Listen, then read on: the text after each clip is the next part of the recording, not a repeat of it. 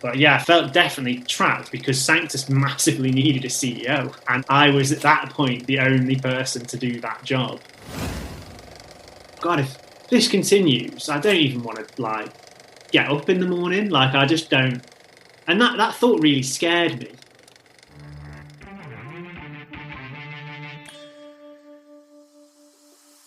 Hello friends, welcome to a new season of Naked by the Future Farm. We're kicking off 2021 with a banger. Our next guest has been on our radar for some time.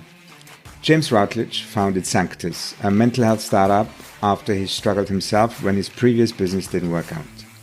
And then he surprised everybody by announcing that he was stepping down as CEO. So we had to talk to him. James shares with us what led him to take this drastic step. He talks about feeling trapped and unhappy, and about the loneliness we have also heard from other founders, and how leaving felt like defeat. The subject of identity comes up too, also something we have explored with previous guests.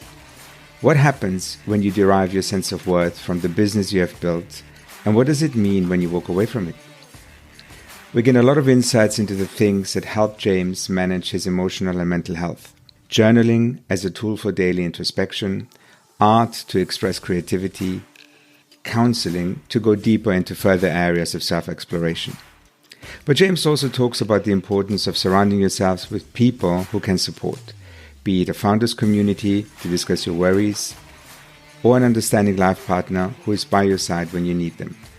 Unfortunately, there is some occasional noise in the background in this episode at the beginning, and we hope that you find James's story compelling enough to look past it. Please meet James. This is Naked by the Future Farm, where entrepreneurship is stripped to its vulnerable core. Brought to you by Vladi and Nektarios Lolios. And remember, subscribe, follow, and rate Naked to help share it with the world. James, welcome. Welcome to Naked by the Future Farm. Thank you for joining us. I thought a little bit about how we could start a conversation that both Vlad and I have been really looking forward to. And the one question that came to my mind was just to start with, what the hell were you thinking? And the reason I thought that was when I decided to step away from the business that I founded and built. That was one of the things I got from multiple people. And it really threw me. I wasn't prepared for that. I thought people would be understanding and empathetic and kind, and people were selfish. So you built an amazing business, and we were all surprised when we found that at the end of last year, you sent your newsletter on saying, I'm stepping down as the CEO of my baby. And you've been very eloquent in the thought process that led you to this, and the kind of the mess that you were ultimately in, even whilst you were writing this. So did people come to you and ask you what you were thinking when you did that? No, I mean, maybe the slight difference is I wasn't talking about leaving Sanctus. So I was talking specifically about stepping aside or down, however you want to call it, as CEO. I think, yeah, I didn't actually get much sort of what were you thinking, or I can't believe you've done that. Maybe if people were thinking that, they just didn't say it, and that's obviously possible. I was met with a lot of, I really shocked in a good way by the response, actually, especially when I shared it on LinkedIn. Just got an absolute, just a big response. Really reminded me of, I mean, the blog post and the story that started Sanctus was me putting my hand up as a founder of a failed startup and saying, I've been struggling with my mental health, and got a massive response from that. And it was a really similar feeling sharing this story, saying I've been running a business. This time it's not failed. This time it's been, by all accounts, successful, in the fact that we've survived and we make money and we've turned a profit and we're still growing. Yeah, it's kind of the same story, really. just exactly the same story again, but this time the content is pretty different. The business hasn't failed. Sanctus is still thriving, yet the way I felt was actually exactly the same. So met with an incredible connection, really. Okay, now he's drilling again. So I've stopped talking. So the hammering was okay, but maybe there's a pattern. So he will be hammering a bit, and then he will be drilling a bit, and then he will stop. Yeah, he's going to stop drilling in a second. I mean, I just got an amazing response, as simple as that, actually. And I was really surprised because I got a lot of responses, not just from startup people, but from people in leadership positions. People who've been on this rat race of climbing the career ladder and trying to achieve a new role title or a new status, just kind of being like, yeah, me too. Why am I doing that? No, that resonates. We keep hearing this, James. When we started Future Farm, and I remember I posted about Future Farm and entrepreneurs. Actually, it was interesting because a lot of messages I received were exactly of that nature from leaders who are CEOs, not necessarily founders. And they were saying, hey, Vladi, why are you leaving out founders and, kind of executives? And I was like, you know what, we are not. But thank you for raising the voice. And I know that there is so much of similarity and overlap on that journey. On that note, I have here in front of me my phone, and there is this friend of ours, founder. I'm not going to name him, but he wrote to me sharing your blog post about stepping down. And he wrote to me, he's like, do you know this guy? This blog post was amazingly relatable. So just sharing one. And I know that he himself kind of, and I love what you said, James. You said step aside. I loved it because when you say step down, immediately I've got this sort of shame feeling. And so can you actually unpack that? I still don't quite know which one to say, actually, I must admit. But shame is definitely the right word and right emotion, because that's what I felt for a long time, really. I felt both embarrassed that I felt embarrassed that I wasn't happy. I've got such a brilliant, everything I'd ever wanted. Great business, great brand. I'm the founder. I'm pretty public in so I got all that sort of recognition. I just got a book deal with Penguin, all this amazing stuff. I remember that. Yeah, I wasn't happy. And it was just I felt embarrassed that I wasn't happy because 5 years ago would have killed to be where I am, or where I am now, and where I was a year ago. So I definitely felt embarrassment and shame on how I was feeling in particular. And then the double whammy was the embarrassment of and feeling guilty, I suppose, about just not really feeling like I was doing a great job, which a lot of founders are in constantly because you're on a growth curve. Yet, and what I had to unpick a lot is, am I not happy and enjoying this because I'm finding it hard? Or am I not, which is a different thing. Because if I'm finding it hard, I can get a coach, I can get a mentor, I can grow, and I can learn to, be a great CEO, for example. Yet, if I'm unhappy and stressed and anxious because I just don't want to be doing this, it's a very different thing. So what I really had to unpick was am I just not enjoying this because I'm scared of not being very good, which is more akin to a sort of imposter syndrome, or, just feeling out of depth, which I felt like that before. And that's actually a good feeling a lot of the time in a way. Or do I just not want to do this? And that's where I landed. And that was the punchline, really, that when I fully accepted that, things really started to change. When I said, look, I don't want to do this. I can, and I believe that. I believe I'm perfectly capable of being a great CEO if I wanted to. I don't want to. And it was that admission that really kickstarted the change for me. Yeah. That's what I'd avoided accepting that, I think. Yeah. It's scary. I mean, it's scary to accept that with all that fear. Was there an element in there where you questioned the entrepreneurial life, in inverted commas? Was there a piece here that everything would have been so much easier for you to blossom and do the fun stuff if you were only somewhere where somebody else was leading it and maybe a corporate kind of lap to sit in?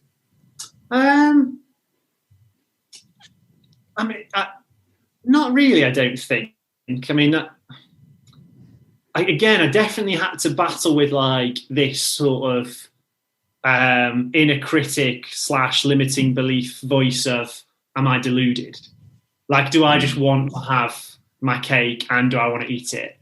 Do I want to just sit in a room and draw and paint and come up with ideas all day while someone else runs this great business and grows it and we make loads of money and we're all, and all that. So I had to question that of like, how grounded am I being here?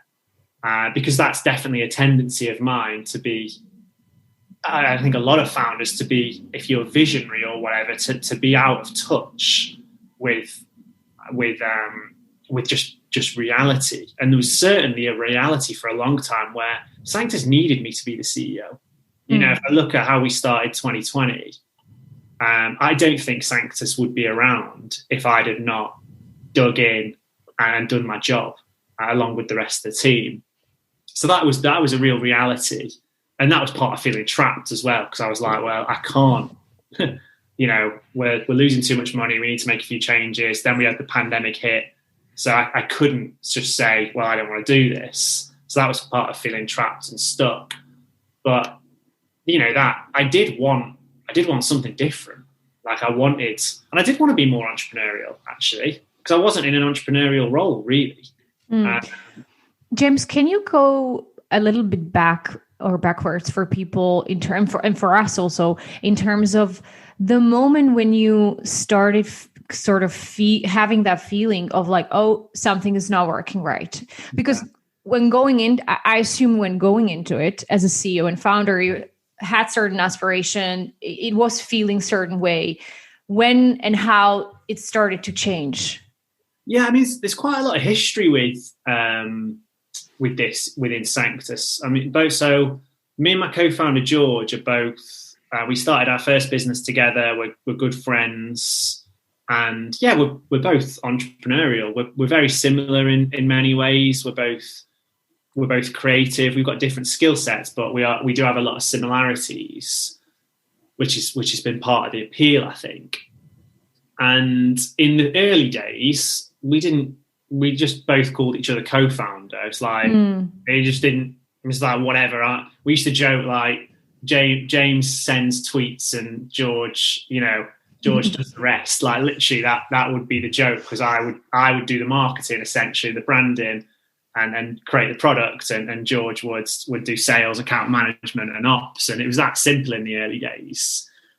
So we never even worried about roles. And our growth in that first couple of years was pretty fast and pretty organic. I mean, we got to 1 million in annual recurring revenue in like 18 months, and genuinely, and this isn't without really trying, like it was really organic. It was all inbounds.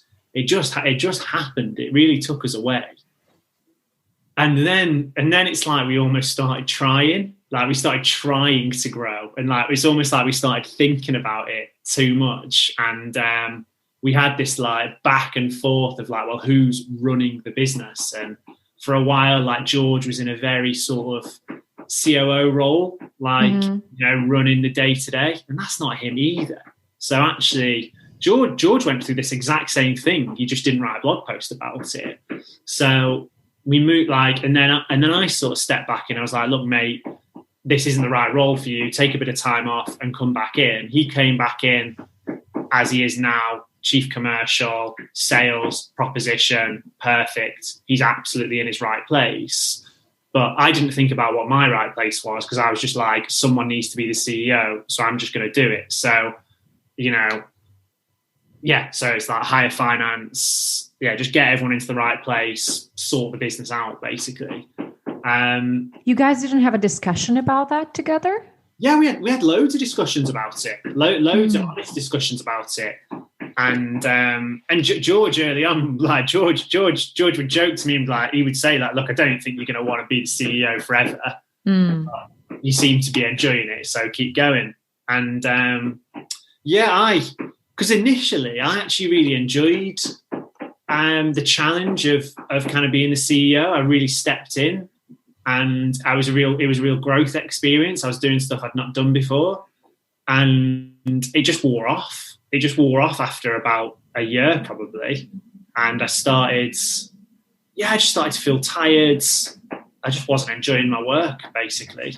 But the signs of it, sorry to actually answer your question, have been there for a long time really. Like I've got a note on my phone from when I was journaling, which is like April 2018, which is like, oh, maybe one day I won't be the CEO and I'll have chance to experiment and create new products under Sanctus. And 3 years later, that's pretty much where I've ended up. So I think I kind of always knew really.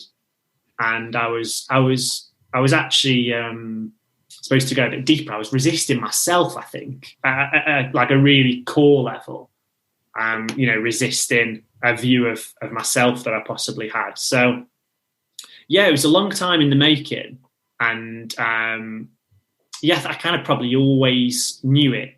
Like, for example, another obvious example now in hindsight, like the companies I look up to and really like, every single one of them, the founder isn't the CEO. So like Ben Francis at Gymshark, Huel, Julian Hearn, even like Charlotte Tilbury and makeup brand Deliciously Ella, like these are just creative founders that, are like the creative soul of the business. And then they have a CEO that gets the most out of them and out of the business really. So probably looking back, it was quite obvious really, but at the time it was just difficult. So it was difficult to see. It's interesting that you use the word trapped, because when we talk about this, we call it Hotel California, because we see this with a lot of founders who build a business because they've got the vision and the dream. But when it comes to having to do the other stuff, it feels like I need to be there. This is a hotel you can never leave, right? And it resonates so much, I think, with the two of us, but also just, we know so many people talk about this individually, but that particular piece of conversation, especially with successful, whatever that means, businesses, founders, CEOs are so reluctant to actually talk about this publicly. Yeah. Yeah, I literally get massive like shivers when you mention it, because I think it's very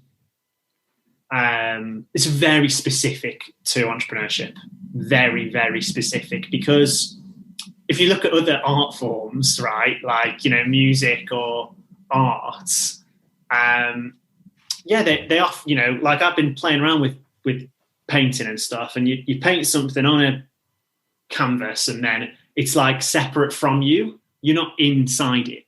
Whereas a business, you build around you, because a business is people functioning all together. So, I dare you, James. I think the artists who are listening would disagree. I would believe that. Yeah, maybe forget that. Maybe I am wrong. I've been painting for No, you're not at all. Not at all. It's a good analogy. I like it. Yeah. But with a business, it's the piece of art is the business, right? That's the creation. It's a business. So like the canvas is the business, all that stuff. And you are in it, like you're on the canvas in the early stages, like you're part of that whole, you're part of that system, because you play a role in it. Not many people, maybe unless you've got loads of money and you're really a serial entrepreneur, create a business and don't have a role in it. Everyone, when they start a business, create a business and they have a role in it in the early days. And often the founder is in the early stages every role, and then slowly over time just hires little parts of them away constantly. So it's almost like I did that for every role in the company, or me and George did, and then like the CEO was like the last. It was like the last one really, and almost the biggest one. But yeah, I felt definitely trapped, because Sanctus massively needed a CEO. And I was at that point the only person to do that job, and I didn't want to do it, and I was the founder. So yeah, I did feel really trapped. And again, you're in the CEO role. it's very difficult to get any. Well, you don't really deserve any like sympathy, because at the end of the day, you know. Yeah, I think for a long time I was sort of resented the team.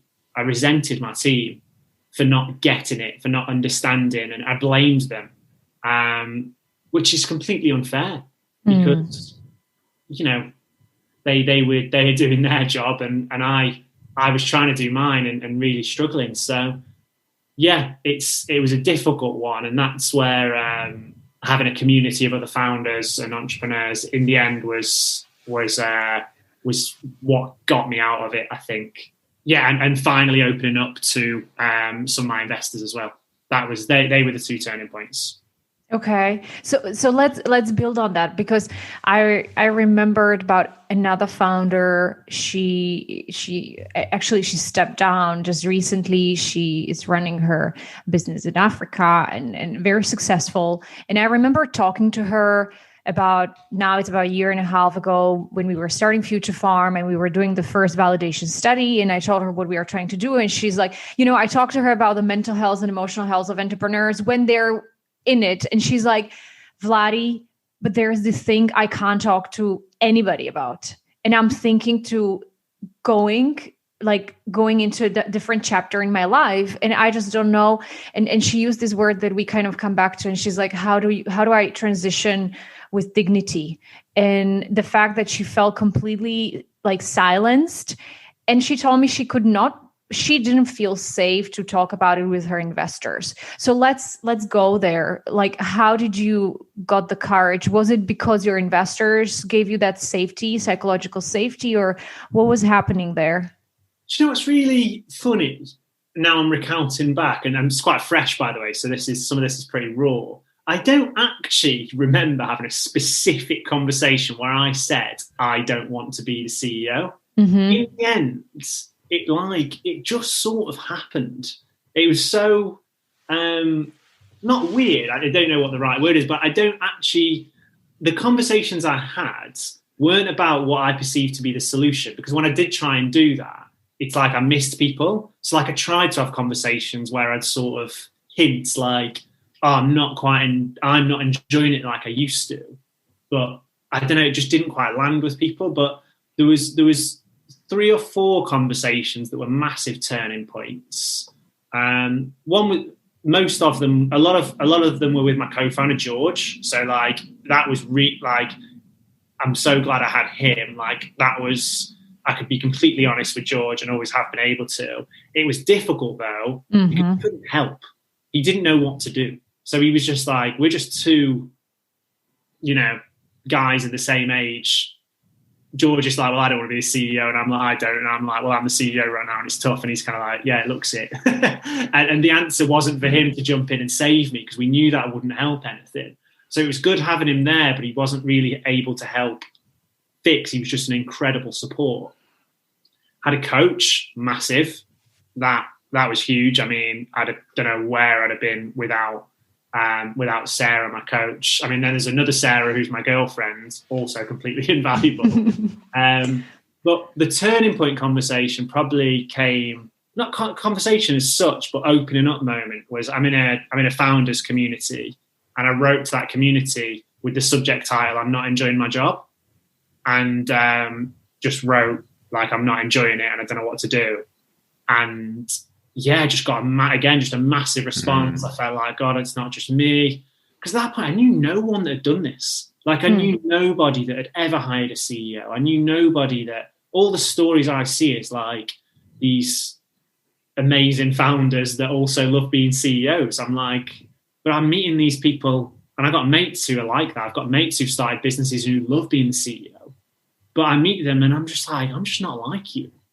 Like, they're reading, non-fiction books at the weekend about how to be a better leader, and I'm like reading poetry and drawing. It's just not me. So yeah, that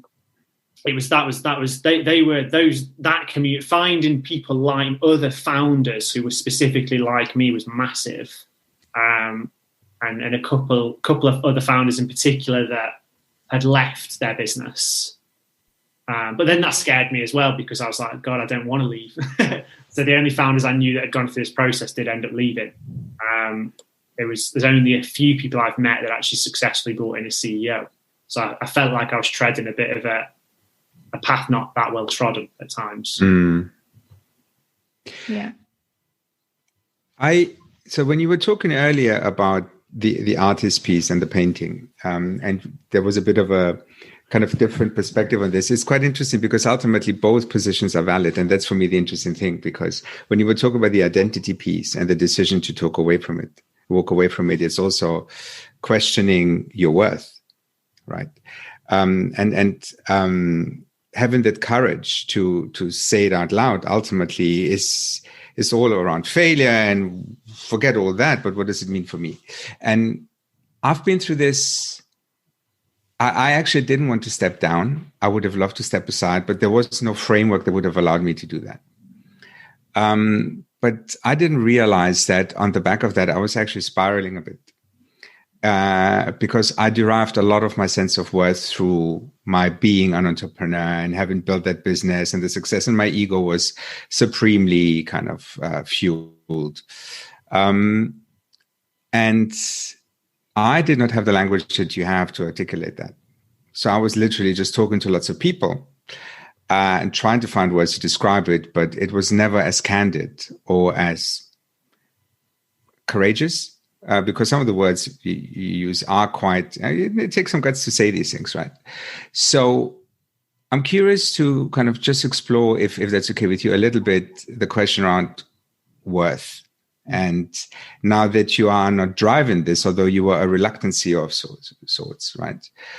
What gives you that sense of confidence that you actually are doing something meaningful? God, that's a bloody hell. I mean, that is the question, I think. Do you know what I mean? Not to be really meta, I think that is the pursuit of that question.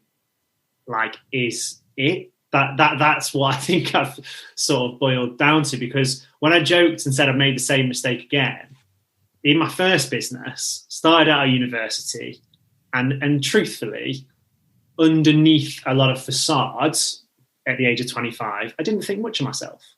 I was quite insecure, didn't feel like I had much about me, like much passion. So the pursuit of entrepreneurship was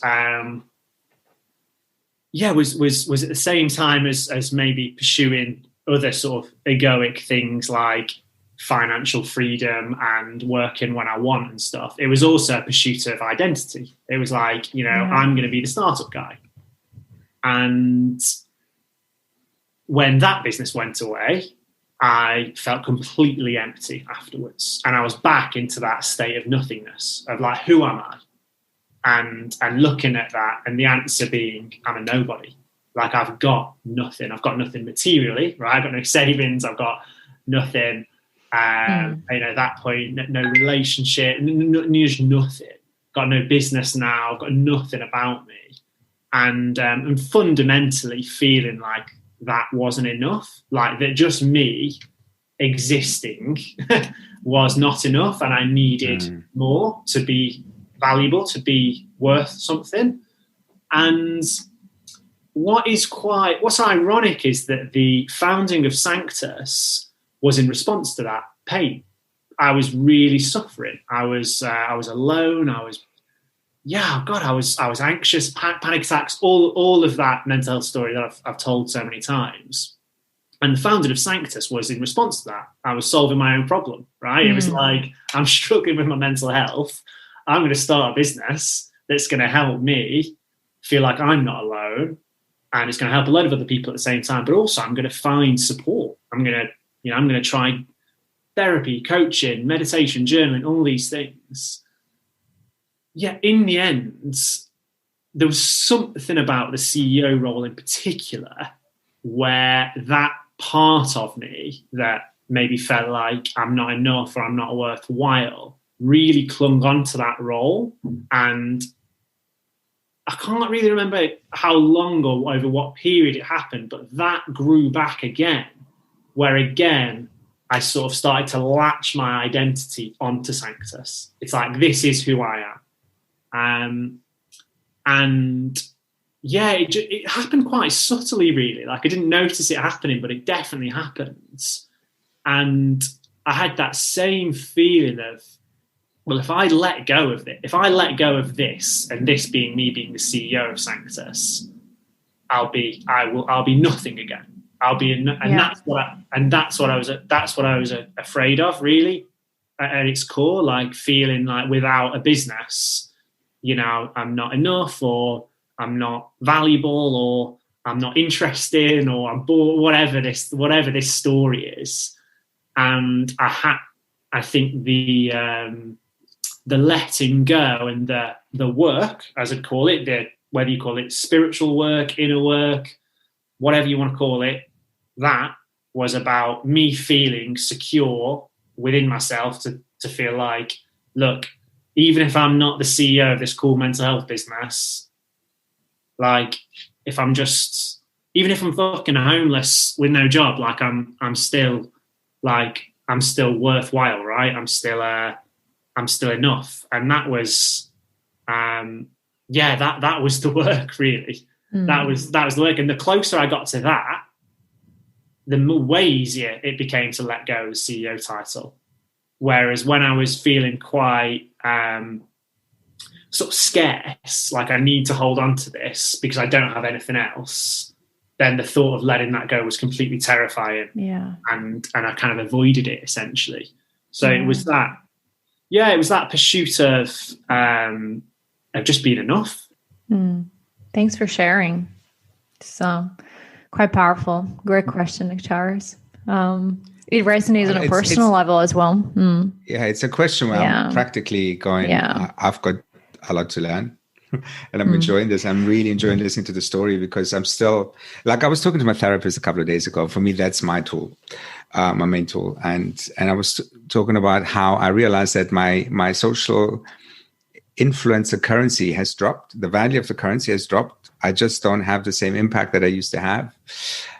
And I still go back into this place where I go, what does this mean? And bizarrely, I had read your latest newsletter, and at the bottom you write what you read, what you listen to, and you mentioned Eckhart Tolle. And I hadn't come across Eckhart Tolle before. And whilst I was talking to my therapist, she just lifts this book, and it's an Eckhart Tolle book. And I was like, oh, this is a bit too much of a coincidence. So anyway, deviating. Well, I mean, just to jump in, I mean, the thing I've not mentioned there is that preceding this is 18 months of therapy as well, which I think is not to be ignored, because that I started going to therapy at a time when I was running the business, and I was happy to be running it. Yeah, I was very stressed, and I was thinking about work all the time, like completely consumed by Sanctus. And it's as if I couldn't turn off. Like, no matter how hard I tried, I just had this constant cycle of thoughts, worries, questions, overgoing conversations I should have had with the team, things I could have said, just constant noise. And I had a moment lying in bed one night. This was just before I entered therapy, so this was a couple of years ago. I basically thought to myself, God, if this continues, I don't even want to get up in the morning. Like, I just don't. And that thought really scared me, because working in mental health, right, we talk a lot about suicide and suicidal ideation. And I thought, you know what, gosh, that's not far off a suicidal thought, basically. It's not, I'm not planning how to take my own life, but I'm thinking, I don't really want to wake up in the morning. I was like, that's not great. And it's as if something popped. And so I remember going to therapy, and my first session, my therapist, he ended, like, his closing line was kind of like, I'm wondering who you are without your business. And I remember just being like, that is exactly why I'm here. And so that was 18 months of work, really, which ended, I remember when it ended, but proceeded last year. And I think that definitely gave me the foundation again to be able to go on this, to go on that letting go journey. Because I don't think I was resilient enough for it before. I was literally Sanctus was too much of a big part of me. And without it, I don't think I felt able to not have it, basically. Yeah. I'd love for us, James, to actually unpack what you sort of now say with a sort of a feeling of lightness, like being light. It feels light, the inner work. I mean, the therapy I find is very difficult to quantify and explain, but that was about bringing to life all these different parts of myself that weren't coming to life at work. Like, I was going to work and I was just being James, the CEO, and that almost became an ego. Like, it's like I became like a caricature of myself. Like, I just had this one side, and there was lots of other parts that were just being left. The part of me that was deeply worried, right? Like, scared, lonely, all this stuff. And in therapy, a lot of stuff from the past, childhoods, family stuff that had just been unexplored and hard to even explain. I don't even know how that was holding me back. It just was. I honestly, it's difficult to even. Yeah. It's so difficult to even link it. So moving through a lot of that in therapy, and even now, therapy feels like the gift that keeps on giving. I'm like 2 years later, and I'm remembering conversations, and it's like a muscle or something that continues to grow. Coaching was a little bit different. It was most of my coaching was very specifically on my challenges within Sanctus and my leadership challenges in particular, and that was incredibly supportive. And then and then again, the most helpful things were then just that. Well, the support network with Sarah, my girlfriend, and George, my co-founder, and my mate, they were like crutches, really. They're just like, they were like hearing me and just holding me up at times. I'd say actually the biggest piece of, other than the coaching and therapy, which is, that's like going to the gym. You're getting in there and you're having conversations, and that can be quite tiring. And then you're leaving, and I'm like, what have I just done? I feel worse than when I went in, and it's difficult to sometimes make the link between what you're doing in coaching or in therapy and to your sort of the content of your life situation. But some of the things that actually made the biggest impact and that I look on now are were like doing other stuff in my life. I know it sounds so basic, but like, I was giving all of myself to my work that I just wasn't exploring the rest of my life, like hobbies, my relationship with Sarah, my family, my friends. And the more I sort of actually invested in those areas of my life, my ability to let go of Sanctus became much easier. Because to let go of my work when work is all I've got feels really scary. But to let go of my work when I've got other threads in my life or other stuff that define a part of my identity or are still going to be mine afterwards, it kind of makes it a lot easier. So like little things, like I remember it sounds hilarious, but I remember getting a bike in London being like a massive thing. It's like, I'm actually going to get a bike and I'm actually going to cycle around, and this is actually going to be something for me, and I'm going to like grow by doing this. Or, start writing poetry. I'm like, I'm going to spend a bit of time, I'm going to write some poetry and maybe I'll share it. Just like doing stuff that was actually for me that I wanted to do, that wasn't constantly just serving my professional self. Because I was doing so much that was just serving me at work constantly, like holidays. A holiday was just a chance for me to recuperate so I could go back and do more work. Yeah. It wasn't a holiday. It was a recuperation and energy restore so I could go and just do more. But there are those thoughts in my mind as I'm listening to James, because it sort of sounds as if we are saying that, because I'm trying to connect it back to the steps you've took, right? And which was stepping aside as CEO, and now hearing, that was this sort of a struggle to balance and create a space for getting to know yourself fully. And I can imagine then some of the people who are listening to us, you could connect the dots as if being a CEO equals not being able to sort of have it all. And I don't like the have it all sort of metaphor, but what does that mean? What are we saying here? Some people love being a CEO. They love it. Yeah. And that for them is is their place in a business. It just wasn't mine. And it's kind of as simple as that, really, I think. There are many founders that are the CEO of their business, and I'm sure they absolutely love it and they're completely fulfilled because they enjoy the practice of being a CEO and what that job entails. I didn't enjoy that. If you wrote down the CEO job title, there's absolutely no way I'd apply for that job. You couldn't pay me £1 million a year. You couldn't pay me anything to do it because, and I'm not saying it's wrong. I wouldn't do a job in HR or in finance. I don't want to do it. It's just that simple, really. The CEO is an interesting one because it holds such a cultural weight. Everyone basically thinks being a CEO is just fucking cool.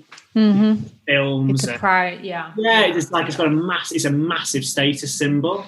But if you forget that, if you didn't call it CEO, if you just blanked out the role title and just wrote down the bullet points of what the actual day-to-day job is, there's just no way I'd apply for that. I just don't think just doesn't suit me, and I don't actually think I'm that good at. I actually don't think I'm that good at it. So it's kind of that simple, really. And when I say it like that, it sounds so easy. And when I say it like that, I'm almost angry that it cost me so much emotion and suffering. Because I think if I'd been able to be that objective about it, I think we'd have hired a CEO 18 months ago. But so much of me was wrapped up in it that's what made it really, really difficult. There is something there, though, because it sounds a bit flippant, but you had to go through this because although you are in the business of mental health and introspection and all that, you still had to get to that point of understanding what works for you. So an element of self-awareness, an additional layer of self-awareness, because you can all beautifully fool ourselves and trick ourselves into believing that we're quite aware and we know how things work, right? But there's still this thing where you needed to get deeper to go, this isn't me. And that's why it's easy to walk away from it now, right? So when you talk about therapy and coaching to get there, that's definitely something to help you. It's a catalyst. It's a support mechanism. I sometimes describe the people around me as a scaffold that sort of hold me up. But you also talk a lot about journaling that you've been doing. And this is a practice that I found quite alien. And actually, I was inspired by you when you kind of kicked it off, I think, beginning of last year, and tried it a bit. And it just doesn't resonate with me. But can you tell me what it is that you get out of journaling? And what it is, maybe? Yeah. So journaling to me is the way I see it is the practice of writing down your thoughts, feelings, emotions, what's going on for you. Whether you do that on a piece of paper, in a notepad, you do it. There's various online journals, and it's very much a practice.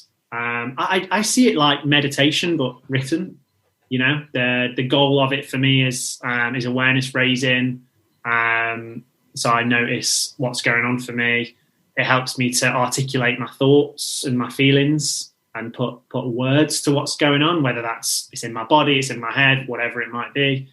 And over time, if you can and are willing to create it as a habit, you can begin to see patterns also in your life, and it can be a tool to look back on and also feel good about maybe how far you've come or get a dose of perspective in your life. I think that's the one thing we could all do today with the people who are listening is tonight to write the one scary thing in the journal, It's a way to start. Don't force people, Vladi. No, I'm not forcing, I'm nudging. I'm more likely to stand on a balcony and shout it than write it down. And of course, this is my own kind of baggage, but because my dad was a writer, everything that's written down has a very different significance than talking about it. So I'm not scared of expressing it. It's the writing down thing that makes it just so terrifying. But one doesn't know if they don't try, right? So I think it's amazing that you know what works. I'm trying to reflect, James, because what we kind of try to do at the end is to just sort of reflect on what we've been hearing. And I'm just struggling because there's so much. It's been just super rich. But the one thing that I wrote down was that it sort of, for me, kind of comes together around really just exploring continuously who you are or who I am. And, that just gives me the freedom and liberty to try different things, leave different things, whether it's a relationship, a job, title, home, anything. Yeah, that feels absolutely bang on for me. I think regardless of the content around being a CEO and there's a real business narrative to this. I keep saying I should do a blog post or a podcast where I just try not to talk about the emotional stuff and just talk about the sort of step by step, because I think there's a real value in that sort of pragmatic lens to this as well. But for me, underlying all of this was around that, as this question of who am I, right? Like, who am I? Am I enough? These real deep existential questions. And and especially you mentioned like Eckhart Tolle. I've been listening to a lot of his work. Talks a lot about being in the present moment and the power of now.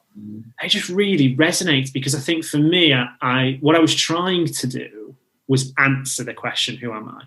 So I was trying to answer it, and I was trying to say, okay, who I am is James, the founder of Sanctus. I'm the CEO.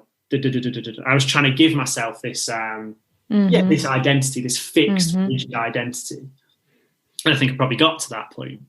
Yeah, actually, what I'm returning to at the moment is that it's, at least where I've got to, is that it's not the answer. It's about constantly asking the question, right? It sounds so meta. I feel like a Buddhist monk saying it. No, but I'm loving it. It really rings true for me. And it's a real anchor of, I'm not trying to define myself.